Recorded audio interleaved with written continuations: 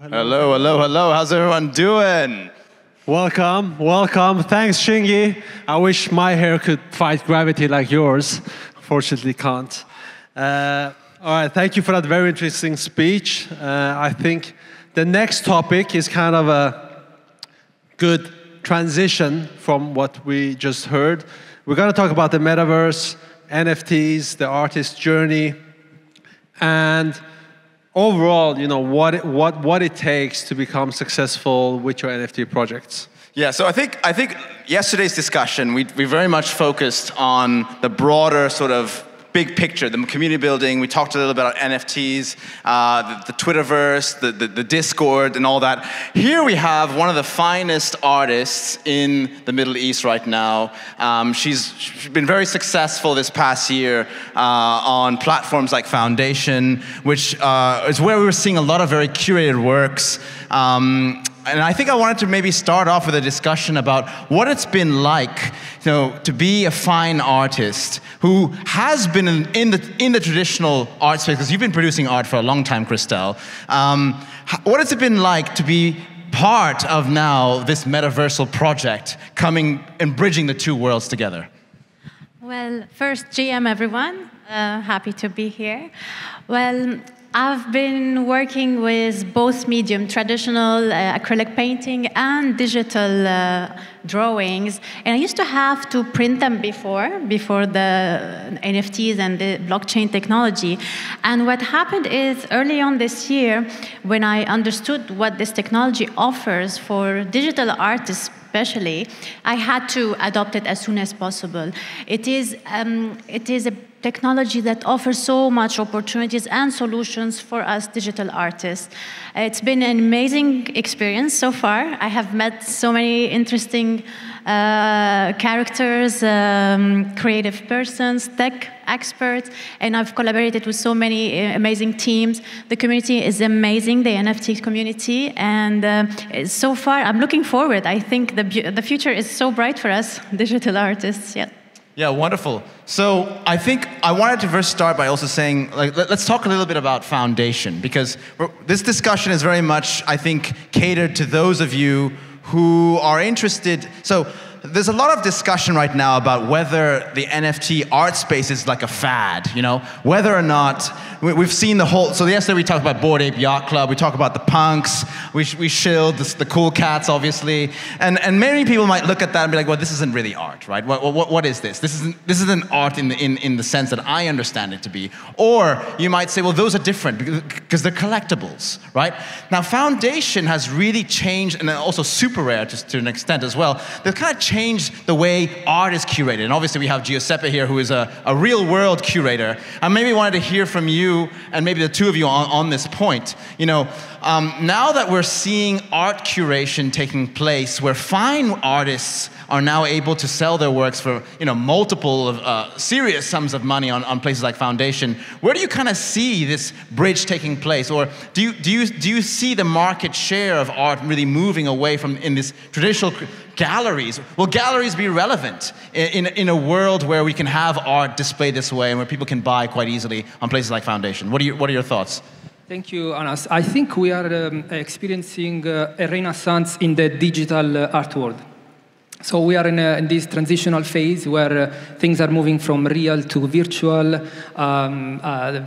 real art to virtual art, real estate, virtual estate, all these kind of things. So I think digital artists have already acknowledged that, and they are taking actions. Now, the wider art world now is still a bit skeptical.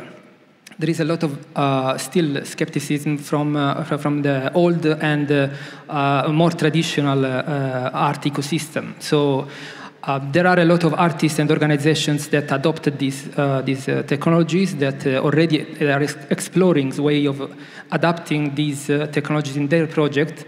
Institutions like Art Basel or other institutions, museums are adopting this technology. But organizations like Louvre, for example, they are still a bit skeptical. Now, I was reading the other day that finally they are considering to exploring the NFT world and to start to adapt it in their projects.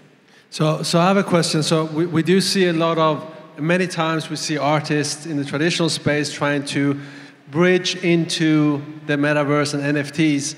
And we see that not always, it doesn't always become very, very successful, that jump from traditional art into the metaverse. And I think the reason for that is that the nature of the NFTs is that the underlying asset is usually the token, and it's difficult to tie it to physical art. So my question is, do you believe you can sell an NFT as a physical, or should it be only a digital?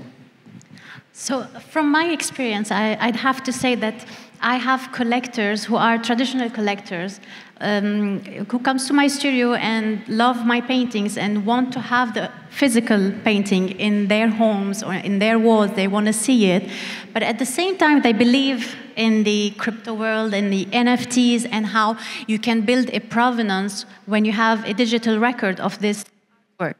So what I've been doing is, although I'm taking a photo, a very good photo of this physical painting, I can create an NFT for it, and then they can have their physical painting at their home as well. So I don't want to say, I don't know if it's true to say or to give a name hybrid to this, what I'm doing, but I'm offering physical artworks for the digital as well as an NFT for the physical paintings.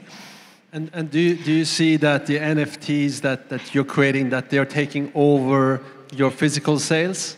So for the last 12 months, I'd have to say that I've sold over 30 artworks that are only NFT digital artworks that are only available as NFTs. And the value is... I think that requires an applause. 30 artworks as NFTs. Let me just also say... Hello?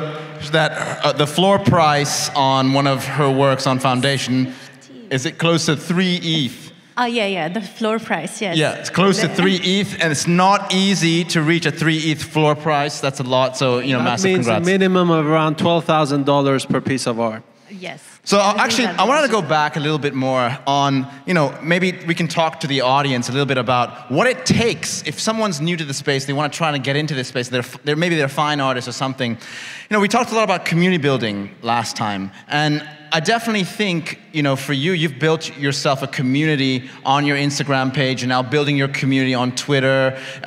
People know you. You've obviously used various mediums to grow your community. So we're at our Arts DAO. We're big investors of different various types of arts through our DAO. And every day we have artists reaching out to us saying, you know, oh, Anas, how can I launch my art? I don't know what to do. And I look at the art pieces and I say, okay, your art piece is fine. It's beautiful.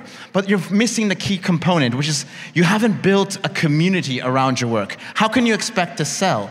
Maybe you could talk a little bit about how you've grown your community, how you've kind of made people love what you do and connect with your work. Because I think you've done a great job. So yes, I'd have to say it's not, I didn't just enter the NFT world like just out of nowhere. I've been an artist, a professional artist for 5 years. I've been painting and experimenting my whole life with different mediums until I found like a style that is unique to me. And this is very important. Once you have your signature, however you want to present your artwork, your work, your ideas, your messages, whatever medium you choose to do, it will show. It will show the nature. It will show your soul. If I want to say, like your messages will be delivered. So first thing is to have a unique, recognizable style that you love as an artist, and then it will sell itself to the people, the community. And then of course you need a team behind you. You need to build a community, and this comes from years of working experience. And it will build. I grew up, I grew my community organically, and then I had a team that helped. But then it's because of the style, I finally found a style that works for me, that I love, and it talks to people. And then I transitioned it into digital and then into NFTs. Yeah, so that's you know, what you pointed out about the aspect of community building and, you know, the importance of communities when it comes to NFTs. That's such a good, valuable point, because now in the past, people bought art because they either liked the art or it was an investment or they kept it in the vault in Geneva. But nowadays, people buy NFTs because they want to be part of a community. It's such an important building block of the NFT space. And me and Anas, we have one of the communities in the UAE, in Dubai, the ArtStyle community. But my question to you, Giuseppe, because you've been working as a curator both for traditional artists and now you moved into NFTs. When you look at their communities or the community aspect, what things do you take into perspective, into consideration? Well, first of all, considering that the artist community, they are still discovering. I get a lot of questions from artists and even galleries, for example, that they are exploring. They are very eager to understand what is happening in this world. They want to kind of like don't miss the boat, like what you were talking about in the other room, in the workshop room. But so they are trying to understand what they can do with their concept, how can develop an NFT. And many artists are simply taking photo of their work or creating small animations from their work and put it online. But other artists are going deeper into the research and creating more conceptual narratives that are like more important and more relevant. The other side is also the community, as you say, the community that you create around the project. So that's important. And what I notice is that the community around the NFTs is 95% non-art related. People who comes from a different kind of background, which is very interesting. And that means that art finally, the artist can actually reach a wider audience. And I would say that artists have now the opportunity to be on top of the food chain of the financial system because of this tokenization of culture and